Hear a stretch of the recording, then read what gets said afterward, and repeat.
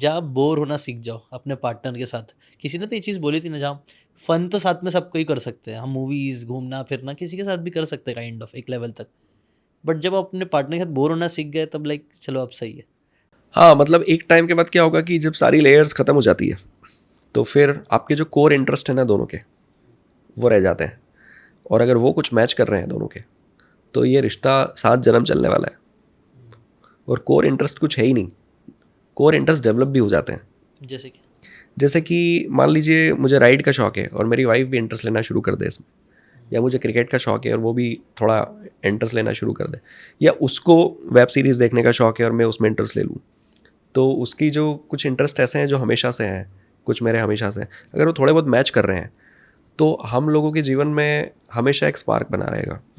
ये मतलब प्यार रहे ना रहे, बट हमको ऐसा लगेगा कि हमको साथ में ही होना चाहिए। और वैल्यूज़ की भी बात होती है। ये तो चलो एक बार एक एक्टिविटीज़ होगी, मतलब तो थोड़ा सा और ऊपर का है, वैल्यूज़ कोर भी मैच होना चाहिए कि हम वैल्यू क्या किस अगर चीज़ को वैल्यूज़ वैल्यू मैच हो करते हैं। जाती है तो वो सोल कनेक्शन हो जाता है। हाँ। वैसा कि वैल्यूज़ यानी कि मेरे रिलेशनशिप में मान लीजिए मेरे जीवन में मेरी टॉप वैल्यूज़ में फैमिली आती है, टॉप 5 वैल्यूज़ में मेरे टॉप 5 वैल्यूज़ में स्पिरिचुअलिटी आती है, ग्रोथ आती है, कंट्रीब्यूशन आता है और लव आता है। और मेरे वाइफ की भी टॉप वैल्यूज़ में यही सब चीज़ें हैं, तो वो तो फिर मज़ा ही आ जाएगा।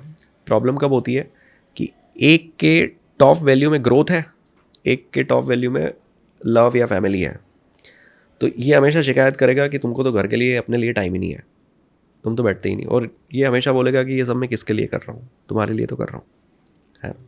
तो वो अपने काम से ही प्यार करेगा हमेशा, कुछ भी हो जाए। वाइफ यहाँ बैठी रहेगी और वो दुनिया के किसी दूसरे देश में चले जाएगा, अच्छी अपॉर्चुनिटी मिलेगी तो। और अगर इसकी कोर वैल्यू फैमिली थी तो ये हमेशा रिग्रेट करेगी कि मैं गलत शादी में आ गई, गलत व्यक्ति के साथ। वैसा और भी मतलब दो दो अगर पॉइंट। इसकी भी कोर वैल्यू ग्रोथ वाली होती तो ये उसको इनकरेज करती, पता है कि तुम जाओ, अच्छी अपॉर्चुनिटी मिस मत करो, और मैं भी यहाँ कुछ ना कुछ मतलब करूँगी ऐसा।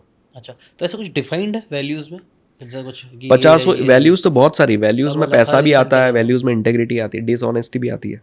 जैसे एक व्यक्ति जो है वो 2 नंबर का पैसा कमा रहा है और उसको ऐसा लग रहा है कि ठीक है ना, इसमें क्या है, क्योंकि उसकी कोर वैल्यू में ऑनेस्टी नहीं आती, तो उसको डिसऑनेस्टी कर रहा है तो उसको उतना फ़र्क नहीं पड़ रहा, है ना। उसके कोर वैल्यू में पैसा आता है तो वो पैसा कमा रहा है किसी भी तरह से, तो उसको अच्छा लग रहा है।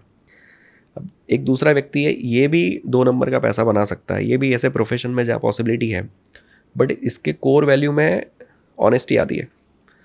तो ये अगर 2 नंबर का पैसा कमा के जाएगा ना तो ये रात भर नहीं सो पाएगा, उसको लगेगा कि यार ये क्या काम करवा दिया मुझसे, वैसा। तो एक ही सिचुएशन में 2 लोग जब रहेंगे तो दोनों अलग बिहेव करेंगे, तो ये उनके वैल्यू सिस्टम पर ही डिपेंड करेगा कि उनकी वैल्यूज़ क्या है। राइट, तो इसलिए वो मैच होना थोड़ा ज़रूरी है, राइट। हाँ, ज़रूरी है ना। अब आप देखना कि बहुत सारे बिजनेसमैन कैसे होते हैं कि वो लोगों के सेंटिमेंट से लेना देना नहीं रखते, उनको उनकी ग्रोथ और उनका पैसा वो पसंद है।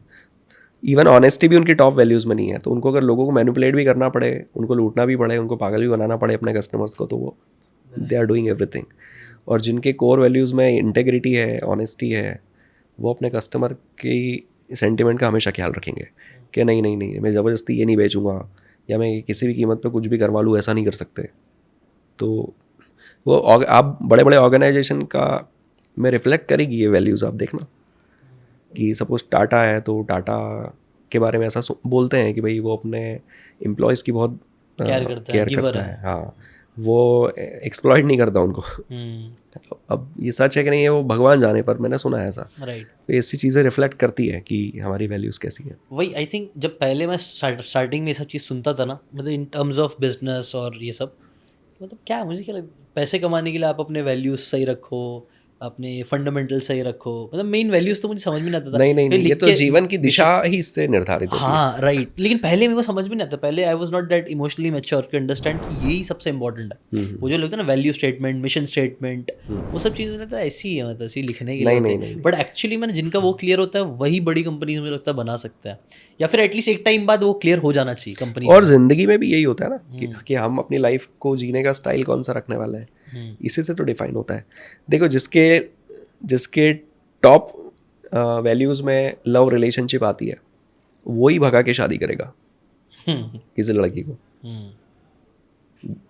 प्यार तो दूसरे भी कर रहे हैं पर वो भागना नहीं चाहते उसके साथ, बोल रहे हैं कि यार पेरेंट्स और सब एग्री होंगे तो ठीक है, नहीं तो इट्स ओके, कुछ और सोचेंगे, है ना। तो उनके मतलब तो क्या वो family भी प्यार नहीं करते क्या, है ना। बट उनके लिए लव रिलेशनशिप इतनी ऊपर नहीं है कि मैं अपना करियर, अपना फैमिली, अपनी सारी चीज़ें जो है उसको स्टेक पर रख दूँ वैसा। तो इससे ड्राइव होती है चीज़ें कि किस डायरेक्शन में जाएगा।